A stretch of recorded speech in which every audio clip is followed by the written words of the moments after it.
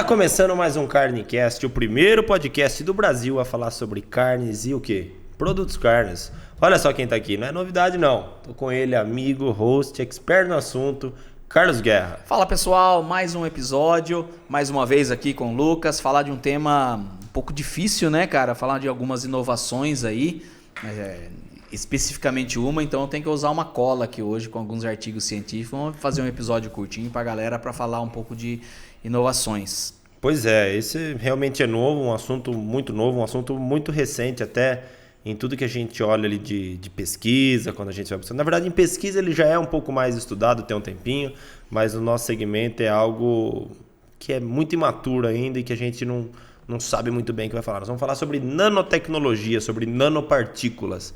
O que é isso? Cara, nanopartícula é uma partícula muito pequenininha, né? Nanopartícula, nano é uma medida, né? Nano significa 10 elevado a menos 9, né? Então, nanopartícula está definida aqui, segundo o nosso dicionário Wikipédia, está definido como uma partícula cujo tamanho se situa entre 1 e 100 nanômetros. O nanômetro seria 10 elevado a menos 9 metros. Olha o tamanho, seria 9 zeros antes do 1 ali. O negócio é muito pequeno, mas em resumo, o que é? Por que usar uma partícula tão pequena assim? O que é isso? Nanopartícula ela é usada já e pesquisada bastante. A gente está no campo da pesquisa com aplicação em produtos cárneos, né? Mas ela já é utilizada em várias indústrias há algum tempo já. Na verdade, você muda as características físicas, características químicas, o comportamento de alguma substância quando você usa nanopartícula. Para a galera que se interessar no tema, nós temos aí um artigo que está lá no site da Cielo. Se você botar nanopartículas em alimentos aí nos sites de busca, ele vai dar um artigo lá para dar o crédito necessário aqui, da Universidade Federal do Rio Grande.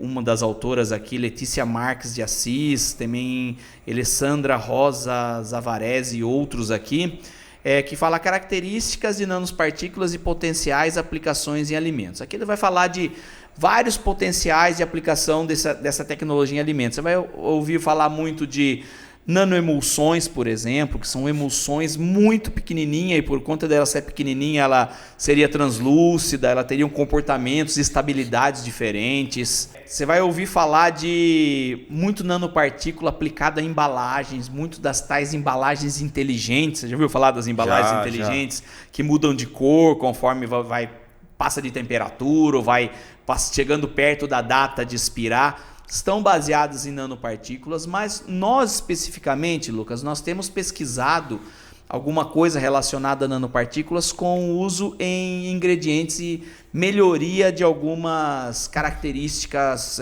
funcionais, como, por exemplo, aumento de shelf life, por exemplo, é o campo que nós temos pesquisado. Mas como que funciona isso? Cara, aí a gente pensa em nanopartículas inorgânicas, por exemplo, que tem algumas funções. Então você pode pensar basicamente, você pode fazer nanopartícula de qualquer coisa, tá? Você pode fazer uma nanopartícula de um amido, basta você pegar uma partícula muito pequenininha de um amido e misturar com qualquer veículo, por exemplo, como uma maltodestrina, por exemplo, e você vai ter uma nanopartícula de amido ali dentro de uma maltodestrina, por exemplo. Mas quando a gente fala de nanopartículas inorgânicas, do que, por exemplo? Você pode pensar em metais como zinco, prata e ouro. Todas vão ter funcionalidades ali, algumas diferentes, mas mais ou menos a mesma coisa. Só que se você pensar, nós estamos na indústria, do ponto de vista de custo, ouro e prata sempre foram caros, continuam sendo quando você compara com o zinco, né? Então nós começamos a fazer algumas pesquisas com nanopartículas de zinco e quais benefícios tecnológicos esse produto novo poderia trazer. E aí, nós temos pesquisas muito fortes no campo microbiológico. Então, nós fomos testar essas nanopartículas com relação à sua eficácia microbiológica. Se eu tenho nanopartícula, por exemplo, nesse copo de água, e se eu coloco algum nutriente ali, o micro-organismo ele vai ter mais facilidade para crescer na presença de nanopartícula ou mais dificuldade.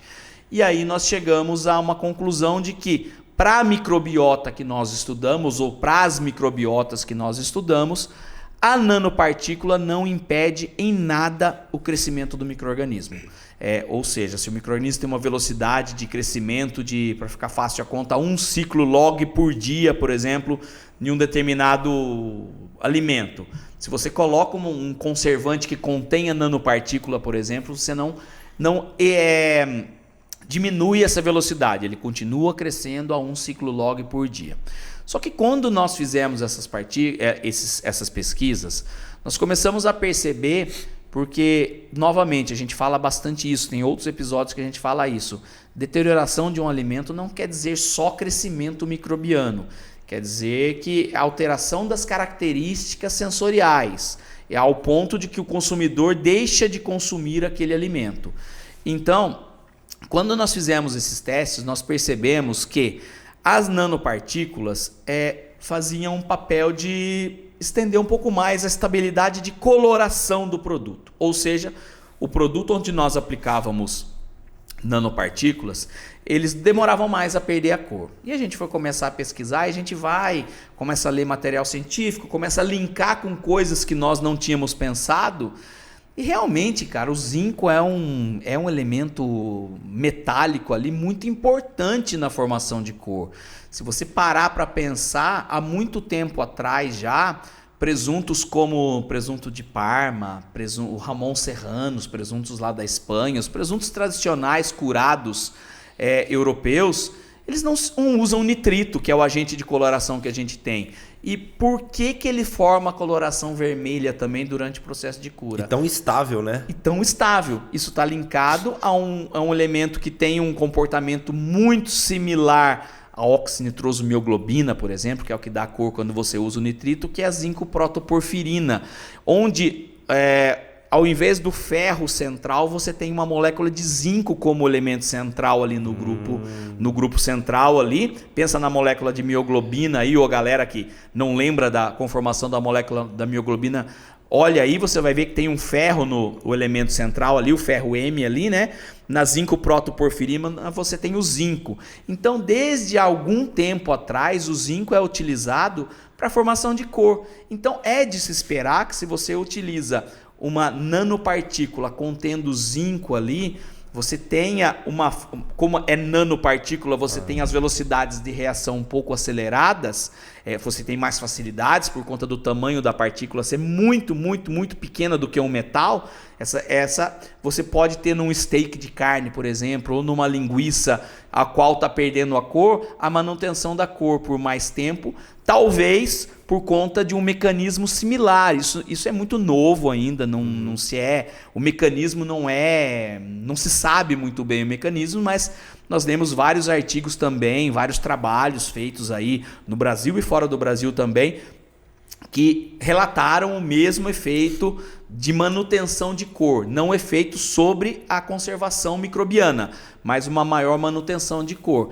Então a gente já tem isso, que nanopartículas de zinco têm um efeito positivo na manutenção de cor, ou negativo na oxidação. Ele evitaria os efeitos oxidativos ali que fazem a degradação de cor. É interessante, viu? Porque em teoria o zinco ele é mais estável eletronicamente do que o ferro, né? Então é isso que confere a estabilidade para ele, né? Só que ele, por ser uma molécula até mais estável, o componente que vai fazer com que o zinco se ligue ali e desenvolva a cor, ele demora muito para se formar. Então, você utiliza disso aí, até você procura sais enriquecidos em zinco, né, para você fazer esses presuntos especiais aí. Mas você tem 1 ano de cura, 6 meses, 1 ano, 2 anos de cura. Você tem esse tempo para o desenvolvimento de coloração. Já não dá certo você fazer, por exemplo, produtos que têm a cura muito rápida. Linguiças frescais, por exemplo, não vai dar tempo de formar a zinco-protoporfirina. Então, por isso que a gente fica refém do nitrito. Talvez a nanopartícula seja uma alternativa. Nós não pesquisamos nesse campo. Para que aconteça mais rápido. Para que aconteça mais rápido, como um acelerador. Entendi. Mas nós pesquisamos no sentido da manutenção de cor, pensando em shelf life. Tá. E vimos que tem um efeito bem interessante, viu? Tá. Mas então, por exemplo, nos presuntos curados, aí crus, não é utilizado nanopartícula. Isso é formado naturalmente. Não é a nanopartícula. Esse zinco que forma a protoporfirina não é um zinco Não é um nanozinco. Tá bom. É uma molécula de zinco grande. Se ele fosse nanozinco, talvez essa reação acontecesse de forma mais rápida. Mas o que acontece lá, eles não utilizam nanopartículas para fazer presunto de Parma, não utilizam para fazer os presuntos espanhóis, o Ramon Serrano lá, os pata negras da vida. Não utiliza nanopartícula, é o zinco metal, que a molécula é um pouco maior do que a nanopartícula. Por isso que eu preciso de um tempo, de talvez 1 ano, 2 anos. Talvez se eu utilizasse o processo seria mais rápido. Não pesquisamos nesse sentido, pesquisamos a nanopartícula de zinco com relação à manutenção da estabilidade de coloração. Tá, então se ele faz a estabilidade de coloração, por ser nanopartícula, ele tende a ser um pouco mais rápido. Se não é utilizado em produtos crus, quais exemplos de produtos que podem ser utilizados? Isso em produto fresco e tudo mais. E aí uma segunda pergunta já dentro dessa mesma pergunta. É melhor ou seria mais inteligente, apesar de ainda ser um conhecimento superficial, mas seria mais inteligente utilizar, por exemplo, numa linguiça fresca ou em produtos que são fatiados, que tem uma superfície maior ali, que estão mais expostos à coloração? Se eu pensar, respondendo de trás para frente aí, né? Se eu pensar nessa característica de manutenção de cor, eu utilizaria num conservante, por exemplo, para evitar oxidação. Então eu utilizaria num conservante nos produtos que se perdem mais coloração. Se eu falar de produtos que perdem coloração, a gente vai falar de fatiados primeiro. Depois a gente vai falar de produtos frescais, por exemplo, se eles for temperado ou não, mas eles têm a velocidade de perda de coloração, porque o fato deles estarem frescais ali estão mais susceptíveis, né, a crescimento microbiano, estão mais susceptíveis às reações que levam à oxidação da mioglobina ali, a metamioglobina, que vai ficar marrom. E depois o presunto ele não é cru, ele é cozido, né? O presunto que nós temos fatiado aqui, mas ele tem uma susceptibilidade muito grande à oxidação por conta dele. Quando você fatia, você expõe todo o material celular ali, né? Então você tem muito material celular exposto ali e condições muito favoráveis à oxidação ali, a reações oxidativas. Mas se eu pensar numa linguiça fresca, essa coloração é um pouco mais estável. Então eu vejo uma função maior em produtos frescais e produtos fatiados, enfim, produtos que são mais susceptíveis à oxidação, à perda de coloração, que perdem coloração mais rápido. Aí se você falar quais são os mais utilizados, a nanopartícula está presente na nossa vida já em muitos fatores. Se você pegar alguns aditivos, por exemplo, eles contêm algumas nanopartículas. Por exemplo, tem um aditivo muito controverso, que a gente não usa muito em carnes, mas é utilizado na indústria de alimentos, que é o dióxido de silício, por exemplo. É um corante que em muitos países está sendo proibido a utilização dele já. E um dos motivos é porque ele contém algumas nanopartículas de forma natural, tem partículas de forma natural ali.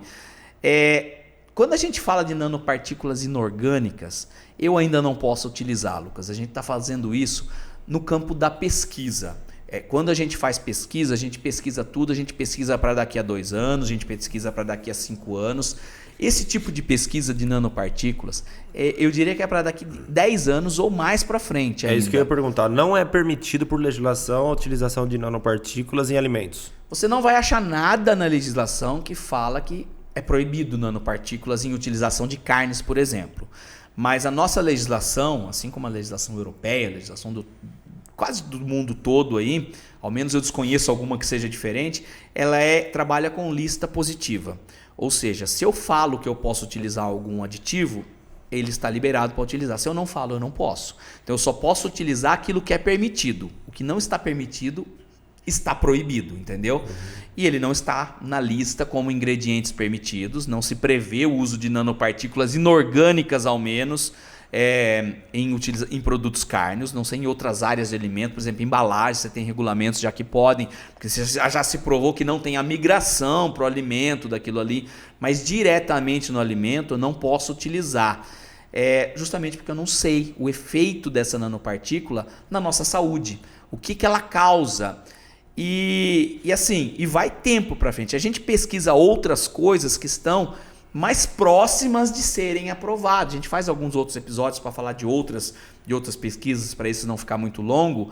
Mas, por exemplo, tem produtos que podem ser utilizados nos Estados Unidos, mas não podem no Brasil. Por exemplo, o ácido lático ele foi permitido como coadjuvante de tecnologia recente agora no Brasil. Tem pouco tempo que foi aprovado o uso de ácido lático. Ele já era permitido na Europa, já era permitido nos Estados Unidos. Então, quem pesquisava isso, quem pesquisou há um tempo atrás, vê que primeiro as coisas são aprovadas no primeiro mundo. Estados Unidos é muito pioneiro na aprovação, eles arriscam bastante, assim, então eles arriscam não, tem uma certa responsabilidade, são muito robustos em pesquisa, mas eles normalmente são pioneiros na aprovação de novos aditivos. Depois vem a Europa um pouco atrás, ali um pouquinho mais ressabiada, um pouquinho mais, deixa eu esperar realmente para ver se não vai dar problema. E depois vem Brasil, Mercosul, vem outros países que seguem a aprovação. Nanopartícula a gente não vê nada a se falar em termos de aprovação para uso em produtos cárneos, nem nos Estados Unidos. Para você ter uma ideia, tem uma tecnologia que é utilizada nos Estados Unidos para manutenção. Os Estados Unidos pesquisa muito manutenção de coloração em produtos cárneos. Para você ter uma ideia, monóxido de carbono, que é um gás tóxico para a gente, já se descobriu há algum tempo que ele tem a capacidade de se ligar na mioglobina e formar um componente vermelho que dá a cor vermelha à carne muito estável. E nos Estados Unidos se pode utilizar uma certa concentração de monóxido de carbono em atmosferas modificadas para a manutenção da coloração de produtos cárneos. O Brasil não pode. Eles estão na frente com relação a isso, mas a Europa também não pode. Então, por que não pode? Será que realmente não vai fazer mal? Não é uma simples pesquisa, você precisa ter um conjugado de pesquisas muito grandes. E quando a gente fala de nanopartículas, pelo que a gente lê, as notícias não são muito boas do ponto de vista da saúde. Há alguns indícios, e um deles é que se bate tanto, por exemplo, no dióxido de silício que a gente falou, que algumas nanopartículas são prejudiciais à saúde. Não do ponto de vista de toxicidade, que se você comer você vai passar mal, mas do ponto de vista acumulativo, né? E que pode acumular em alguns órgãos. Então tem algumas doenças gastro, né? Algumas doenças de estômago já relacionadas a nanopartículas, algumas pesquisas, né? Começando a mostrar isso também, de fígado também, enfim, de alguns órgãos ali que poderiam ter a possibilidade de acumular nanopartículas. Então, por esse motivo, a gente vai ter que caminhar muito ainda com pesquisas. Vão aparecer pesquisas mostrando que não faz nada, vão aparecer pesquisas mostrando que faz bem. Quando a gente tiver um banco de dados muito robusto com relação à pesquisa, os organismos aí, provavelmente Estados Unidos, Europa, vão começar a sentar e se discutir a utilização. A gente sabe que tecnologicamente ela é efetiva, mas nós não sabemos o que ela causa na saúde nossa. Então, é um produto que está fora de possibilidade, ele virá à realidade para ser utilizado. A gente traz como informação porque tem muita coisa por trás disso, mas a gente tem que tratar muito com responsabilidade. Não é só sair utilizando, o produto vai manter a cor. Mesmo que isso não seja tóxico, mas ele pode ser prejudicial a longo prazo. Então, precisa-se de um banco de dados de pesquisa muito robusto para que todo mundo tenha segurança em permitir a utilização disso. E olha como né? Como são as coisas. Na verdade, a hora que você acha que você já viu tudo, que você já conhece todos os aditivos, tudo que é possível ser feito, por exemplo, para ter uma manutenção de cor, aparece um negócio completamente novo, né? Um tamanho minúsculo, nanométrico, né? E pode ser algo que, a princípio, tudo aquilo que a gente desconhece, a gente acha que faz mal para a saúde. Então, a princípio, fica meio repulsivo quanto a isso. Mas à medida que as pesquisas vão avançando, vai se aprofundando naquele assunto, a gente vai vendo que não é esse bicho de 7 cabeças, né? Claro que as pesquisas ainda vão evoluir muito, mas o que mostra que pesquisa e conhecimento é igual a escada rolante, né? Até parado você está indo para trás. Então, o tempo todo você tem que estar atualizado, tem que estar buscando. Então, esse foi o objetivo desse podcast, na verdade, né? Ser mais informativo, aumentar o nível de consciência do pessoal que está ouvindo para falar que existe algo que é muito pequeno e que pode ter uma funcionalidade, inclusive ser mais estável do que aquilo que todo mundo acredita já ser a parte mais estável no estabelecimento de cor. Mas é para que todo mundo consiga entender e ver que existem outras possibilidades que ainda serão descobertas, né? Exatamente. Não é impossível fazer as coisas. Se você pensa em deterioração, se você pensa em manutenção de cor, as coisas não são impossíveis. Elas são difíceis do ponto de vista quando você pensa com responsabilidade. Porque Porque senão você sai colocando nanopartícula em tudo, aí você vai ter uma maior estabilidade de cor, mas e a responsabilidade? É um produto que não se pode utilizar, porque não sabe o dano. Conservar não é difícil conservar com os conservantes que estão disponíveis, que já estão provados que são seguros para o uso para a alimentação humana. Então, antes de qualquer objetivo tecnológico, a gente tem que pensar na nossa responsabilidade como produtor de alimentos que a gente está alimentando e aquilo tem que ser 100, 110, 200, 1000, 1 milhão % comprovado que é realmente seguro para a utilização. O primeiro ponto que a gente sempre trabalha é segurança alimentar, né? Exatamente. Então, esse foi mais um podcast, CarneCast. Nós trouxemos aqui dessa vez um caráter mais informativo, mais de inovação, mais uma visão do que deve acontecer no futuro. Então, se você ficou aqui até agora, não esqueça de curtir, compartilhar esse vídeo para alguém que você acha que faz sentido, alguém que você acha que possa ter interesse nesse tipo de informação e nesse tipo de assunto. E nos vemos no próximo episódio.